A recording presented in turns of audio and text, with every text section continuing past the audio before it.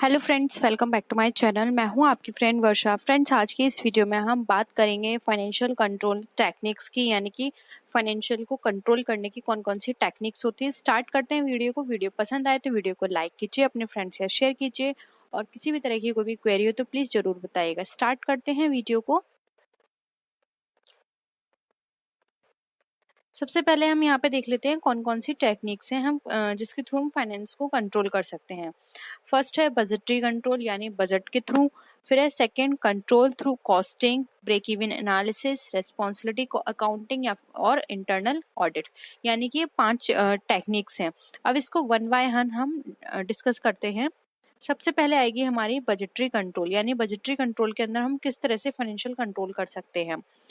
It is a system of accounting cost which includes the preparation of budget, यानी कि ये एक हमारा प्रिपरेशन है, एक सिस्टम है जिसके अंदर हम अपने बजट को प्रिपेयर करते हैं। यानी कि हम हर चीज़ के लिए एक फॉर्मेट बना के चलेंगे कि हमें इस सेक्टर में या फिर इस इवेंट पर इतना खर्च करना है। इससे क्या होगा कि हमें पहले से पता रहेगा कि हमारे को किस पर कितना खर्च करना है, क्योंकि हमें पता है हमारी जो रेवेन्यू है या फिर हमारे पास जो इनकम है वो कितना है, या हमारे पास फ्यूचर में कितना आने वाला है। क्योंकि ये जो बजट बनाया जाता है ये हमारे प्रीवियस हमने जो भी एक्सपेंडिचर हुआ है या जितना रेवेन्यू हमारे पास रहता है उसके बेसिस पे प्रिपेयर किया जाता है फ्यूचर के लिए। तो एक हमें आइडिया लगता है कि हमारे खर्चे कितने होते हैं, तो उसके बेसिस पर हम यहाँ पर अपना प्रिपेयर करते हैं budget. Coordination and departments and establishment responsibility, comparing actual performance with budgeted and acting upon results to achieve maximum profitability. यानी कि फ्रेंड्स, जब हम बजट को प्रिपेयर करते हैं तो इसमें सबसे बड़ा जो रोल प्ले होता है वो होता है सारे डिपार्टमेंट्स के कोऑर्डिनेशन का।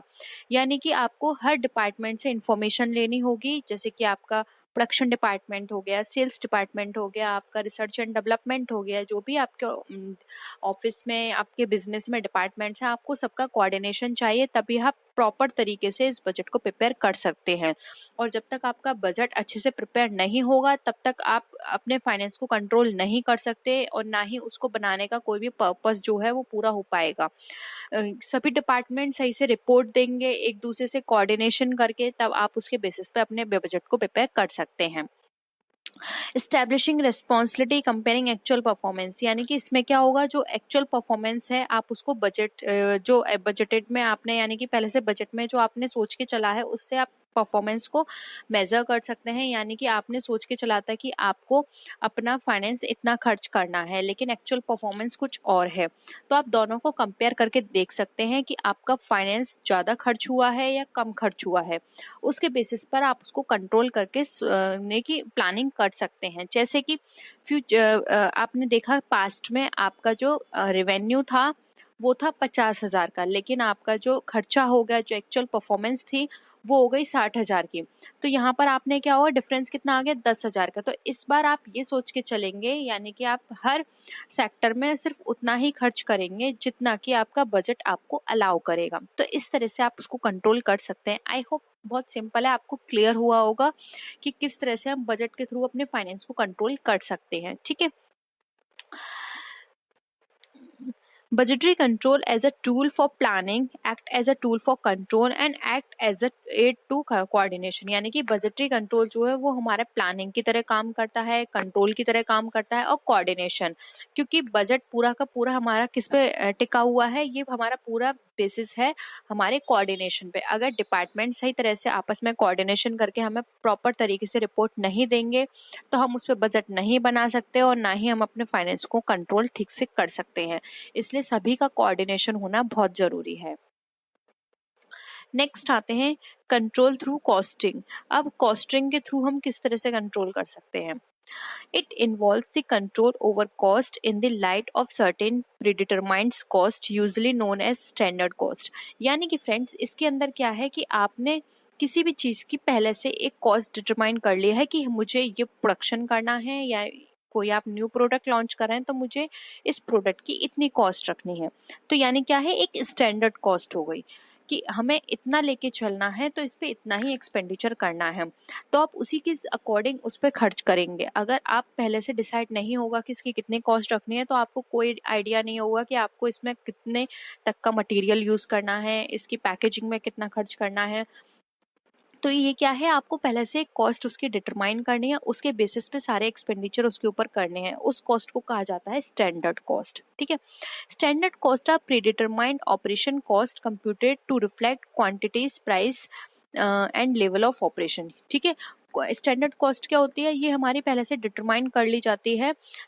ये हमारी रिफ्लेक्ट करती है क्वांटिटीज हमें कितनी देनी है, प्रोडक्ट का प्राइस कितना रखना है, या फिर उसका ऑपरेशन यानी कि जो जितने भी प्रोसेसिंग से होकर जा रही है वहाँ पर हमें टोटल कितना खर्चा आ रहा है, क्योंकि इन सब के बेसिस पे ही आप उस की कॉस्ट उसके बराबर रखेंगे। ठीक है, तो यानी कि जैसे कि फॉर एग्जांपल आपको कोई पेन है उसको सेल करना है, उसका प्रोडक्शन है, तो अगर आपको लगता है कि वो 10 रुपए तक का आप उसको सेल करें, मार्केट प्राइस आपको उसका 10 रुपए रखेंगे, तो आप उसी हिसाब से उसकी पैकेजिंग रखेंगे, उसकी क्वांटिटी रखेंगे, उसका प्राइस रखेंगे और उसका लेवल ऑफ ऑपरेशन रखेंगे। यानी कि हर चीज़, उसका कैप कितना तक का होना चाहिए, उसका पूरी क्वांटिटी, उसके अंदर आप जो रिफिल होगी वो कितने तक की होनी चाहिए। ऐसा ना हो कि आपने जो प्राइस सेट करे हैं वो 10 रुपए हैं लेकिन आपने उस पर जो खर्चा किया है वो ज़्यादा का हो गया, तो इससे तो आपका लॉस हो जाएगा। ठीक है, तो आप क्या कर सकते हैं, जैसे 10 आपको रखना है तो आप उस पर जितना भी एक्सपेंडिचर करेंगे वो आप 8 तक का करेंगे। ठीक है, क्योंकि मार्केट में जाके या फिर और भी चीज़ें मिला के वो 10 का हो जाएगा। तो आपको इस तरह का पूरा वेरिएशन अपने रखने हैं। तो कंट्रोल थ्रू कॉस्ट यानी कि आप कॉस्ट उसकी पहले से रख के भी इस तरह से कंट्रोल करके चल सकते हैं। नेक्स्ट आता है break even analysis. I hope आपने पहले भी ये ब्रेक इवन एनालिसिस पढ़ा होगा। It is concern with cost volume profit relationship, यानी कि ब्रेक इवन एनालिसिस को हम कॉस्ट वॉल्यूम प्रॉफिट रिलेशनशिप भी बोलते हैं, कॉस्ट वॉल्यूम प्रॉफिट के नाम से भी इसको जाना जाता है। Set of relationships of fixed cost, variable cost, price, sales mix to the responsibility of the organisation. यानी कि fixed cost, variable cost, price, sales mix, इन सब की जो भी कॉम्बिनेशन बनता है, इनका जो रिलेशन होता है उसको हम पूरा निकल कर आता है हमारा ब्रेक इवन एनालिसिस। ठीक है, ब्रेक इवन एनालिसिस फ्रेंड्स, इसके अंदर यहाँ पर ये बात की गई है, ब्रेक इवन एनालिसिस में होता है ना तो हमारा प्रॉफिट होगा ना हमारा लॉस होगा, यानी कि नो प्रॉफिट नो लॉस। ठीक है, इस तरह से आप इसको समझ के चल सकते हैं। अब देखिए ब्रेक इवन एनालिसिस को आप किस तरह से कैलकुलेट करते हैं। तो देखिए ब्रेक इवन एनालिसिस को कैलकुलेट करने का फॉर्मूला होता है FC अपॉन कॉन्ट्रीब्यूशन, यानी कि फिक्स्ड कॉस्ट अपॉन कॉन्ट्रीब्यूशन। इस तरह से आप हम निकाल सकते हैं अपना ब्रेक इवन पॉइंट या फिर ब्रेक इवन एनालिसिस। अब देखिए यहाँ पर कंट्रीब्यूशन कैसे निकालते हैं। कंट्रीब्यूशन निकालने का फॉर्मूला होता है FC माइनस यानी कि हमारा फिक्स्ड कॉस्ट अपॉन SP, यानी कि SP का मतलब यहाँ पर है हमारा सेलिंग प्राइस माइनस VC। ठीक है, FC हो गया फिक्स्ड कॉस्ट, VC हो गया हमारा वेरिएबल कॉस्ट और SP हो गया सेलिंग प्राइस, BEP हो गया ब्रेक इवन पॉइंट। ठीक है, तो इस तरह से हम अपना ब्रेक इवन पॉइंट को निकाल सकते हैं। इस तरह से भी आपके एग्जाम में पूछा जा सकता है कि ब्रेक इवन पॉइंट क्या होता है, किस तरह से कैलकुलेट किया जाता है। ठीक है, अब देखिए margin of safety. Margin of safety हम किस तरह से निकालते हैं, तो मार्जिन ऑफ सेफ्टी को निकालने का फॉर्मूला होता है जो भी आपकी टोटल सेल निकल कर आई है उसमें से आप जो आपने BEP यानी कि ब्रेक इवन पॉइंट निकाला है, ब्रेक इवन पॉइंट की जो सेल्स है वो आप माइनस कर दीजिए तो आपका मार्जिन ऑफ सेफ्टी निकल कर आता है। ठीक है, प्रॉफिट कैसे निकालते हैं, ये सिंपल है, टोटल सेल्स में से टोटल कॉस्ट को माइनस कर दीजिए और फिर उसको डिवाइड कर दीजिए टोटल कंट्रीब्यूशन माइनस FC से, तो आपका वहाँ पे प्रॉफिट निकल कर आ जाएगा। तो ये ब्रेक इवन एनालिसिस में ये सारी कैलकुलेशंस की जाती हैं। फिर आता है BEP। ठीक है, तो इसको मैंने आपको बताया था, इसको किस तरह से भी और जानते हैं, इसको हम जानते हैं नाइदर प्रॉफिट नॉर लॉस, यानी कि नो प्रॉफिट नो लॉस की सिचुएशंस भी बोलते हैं। Learning curves implies that an organization is able to reduce its cost because of the improvement in the production operation process। यानी कि अगर हम हमारा जो भी प्रोडक्शन हो रहा है अगर हम उसको इम्प्रूव करें, यानी कि जो भी हमारे रिसोर्सेज अगर हम उनका बेटर यूटिलाइजेशन करें तो हम अपनी जो भी ऑर्गेनाइजेशन की कॉस्ट निकल कर आ रही है उसको रिड्यूस कर सकते हैं। यानी कि हम अपने रिसोर्सेज का बेटर यूटिलाइजेशन करें इस तरह से कि जो वेस्टेज है वो कम जाए। ठीक है, वेस्टेज कम होगा तो हमें प्रॉफिट होगा। ठीक है, तो इस सारे प्रोसेसिंग के थ्रू हम अपने जो भी कॉस्ट निकल कर आएगी ऑर्गेनाइजेशन की, उसको हम अपनी रिड्यूस कर सकते हैं। नेक्स्ट है रेस्पॉन्सिबिलिटी अकाउंटिंग। अब रेस्पॉन्सिबिलिटी अकाउंटिंग के थ्रू हम अपने फाइनेंस को किस तरह से कंट्रोल कर सकते हैं। The use of responsibility accounting focuses attention on management by objective, जिसको हम एमबीओ भी बोलते हैं।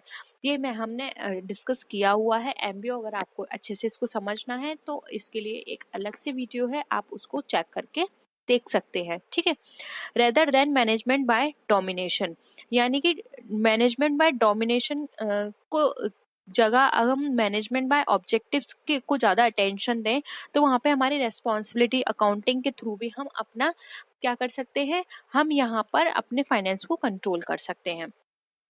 यहाँ पर क्या होता है मैनेजमेंट बाय ऑब्जेक्टिव्स में each person is responsible for is effective control, यानी कि सबकी ये ड्यूटी होती है, रिस्पॉन्सिबिलिटी होती है कि वो जो भी उसको ड्यूटीज दी गई हैं उस लेवल पर वो कंट्रोल करे फाइनेंस का। ठीक है, क्योंकि हर कोई कंट्रोल करके चलेगा तो उसका जो लास्ट रिजल्ट निकल कर आएगा वो बेटर होगा, क्योंकि जब सभी लोग अच्छे से काम करेंगे, जो भी उनको इनपुट दिए गए हैं उनका बेटर यूटिलाइजेशन करेंगे, कोई भी प्रोडक्ट ऐसा काम नहीं करेंगे जिससे कि कोई भी प्रोडक्ट की कॉस्ट जो है वो वेस्ट जा रही है, तो इससे क्या होगा, फाइनेंस भी हमारा बचेगा। ठीक है, he must know what his cost should be and what his cost were, क्योंकि हर किसी को ये पता होना चाहिए कि हमारी कॉस्ट कितनी होनी चाहिए, कितना इसमें अगर हम इस तरह से करेंगे तो कितनी लगेगी, हमारे पास कितने रिसोर्सेज हैं। तो ये सारी चीज़ें हर किसी की रिस्पॉन्सिबिलिटी अगर उनको दे दी जाएगी और उसका वो अच्छे से काम करेंगे तो सारी प्रॉब्लम सॉल्व हो जाएगी। ओवरऑल जो हमारा आउटपुट निकल कर आएगा वो हमारा बजट के अंदर होगा। ठीक है, अब हमारे यहाँ देखिए 3 तरह की कॉस्ट बताई गई हैं रेस्पॉन्सिबिलिटी अकाउंटिंग या फिर रेस्पॉन्सिबिलिटी सेंटर में। कॉस्ट सेंटर, प्रॉफिट सेंटर और इन्वेस्टमेंट सेंटर। अब ये क्या होते हैं, कॉस्ट सेंटर, प्रॉफिट सेंटर और इन्वेस्टमेंट सेंटर, हम इनको अलग से डिस्कस करेंगे क्योंकि ये हमारा अभी इतना पार्ट नहीं है और अभी हमने मेन जो 5 टेक्निक्स है सिर्फ उन पर फोकस किया है। ठीक है, इनको हम फर्दर डिस्कस करेंगे जब हम सेंटर्स की बात करेंगे। नेक्स्ट आता है हमारा इंटरनल ऑडिट। अब इंटरनल ऑडिट के थ्रू किस तरह से फाइनेंस को कंट्रोल किया जा सकता है। It is also known as operational audit. It is much more wider or broader in scope and encompasses the whole range of activities of the organization। यानी कि इंटरनल ऑडिट की बात करें तो इसका वाइडर कॉन्सेप्ट है, यानी कि ये काफ़ी चीज़ों को कवर करता है अपने अंदर।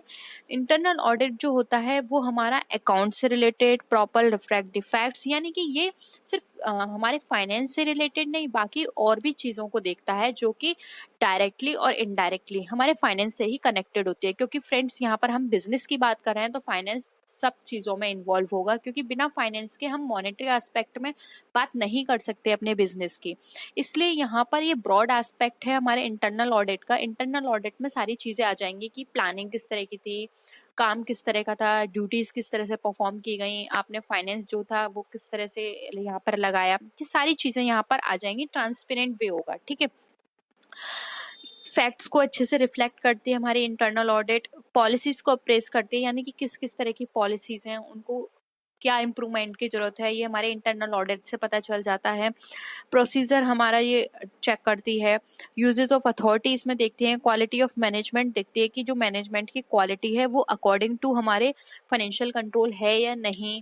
ठीक है, इसके साथ ही साथ अथॉरिटी, क्वालिटी ऑफ मैनेजमेंट हो गया। फिर है effectiveness of method, special problems and other options of operation, यानी कि ओवरऑल सारी चीज़ों को एनालाइज करती है जिससे हमें पता चल जाता है कि कहाँ पे प्रॉब्लम आ रही है, जिसके थ्रू हम फ्यूचर में जब भी हम बजट प्रिपेयर करेंगे या फिर जब भी हम कोई भी अपना एक्सपेंडिचर करेंगे तो उससे हम फाइनेंस को अपने कंट्रोल कर सकते हैं कि पहले हमारे इंटरनल ऑडिट में ये प्रॉब्लम निकल कर आई थी, मैनेजमेंट की प्रॉब्लम थी, या फिर हमारे अगर हम बात करें इफेक्टिवनेस, जो हमने मेथड अडॉप्ट किए थे वो अच्छे नहीं थे, या फिर हमारा जो अकाउंट्स थे वो प्रॉपर तरीके से प्रिपेयर नहीं किए गए थे, जिस वजह से हमारा जो फाइनेंस है हम उसका जो हमने जो पहले से माइंड मैप किया था वो हम ठीक से नहीं कर पाए और हमारा फाइनेंस इस बार ज़्यादा यूज़ हो गया। ठीक है, तो ये सारे मेथड के थ्रू हम अपने फाइनेंस को कंट्रोल कर सकते हैं।